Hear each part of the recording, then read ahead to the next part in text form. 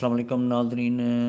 इबरत weather news सां गॾु आहियां अवांजो पंहिंजो मेज़बान ग़ुलाम हुसैन। ख़ासि करे अवां खे मौसम जे बारे में इबरत वेदर न्यूज़ में अपडेट ॾींदा हलूं त अंगारे वारे ॾींहुं मौसम जेका आहे मुल्क जे अक्सरियत इलाइक़नि में ख़ुश्क रहण ऐं सर्द रहण जो इम्कानु आहे, जॾहिं त काफ़ी इलाइक़नि में मौसम ख़ुश्क ऐं सर्द रहण सां गॾोगॾु कुहीड़ जो सिलसिलो जारी रहंदो। पंजाब, ख़ैबर पख्तूनख्वा जे मैदानी इलाइक़नि ऐं उत्तर सिंध में सुबुह ऐं राति जे वक़्त में कुहीड़ जेको आहे उहो वधीक रहंदो।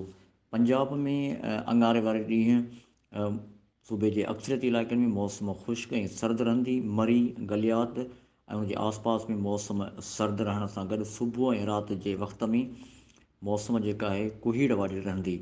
नारवाल, सियालकोट, ओकाड़ा, साहिवाल, गुजरांवाला, लाहौर, फैसलाबाद, टूबा टेक सिंह, झंग, खानेवाल, मुल्तान, बहावलपुर, खानपुर, रहीम यार ख़ान, डेरा गाज़ी ख़ान ऐं उनजे आसपास में कुहीड़ वधीक रहंदो ऐं मौसम सर्द बि रहंदी।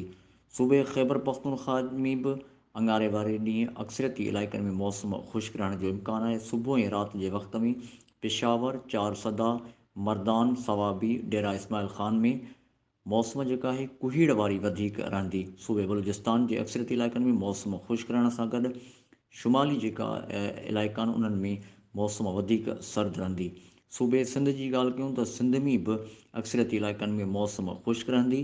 जेकमाबाद, मोहनजो दड़ो, सखर, लाड़काणू, दादू, घोटकी, पटीदन, ख़ैरपुर मीरस, मोरो, नौशरो फिरोज़, काज़ी अहमद, सकरंड समेत मुख़्तलिफ़ इलाइक़नि में सुबुह जे वक़्तु ऐं राति जे वक़्तु मौसम वधीक सर्द रहंदी ऐं कुहीड़ जो सिलसिलो जारी रहंदो।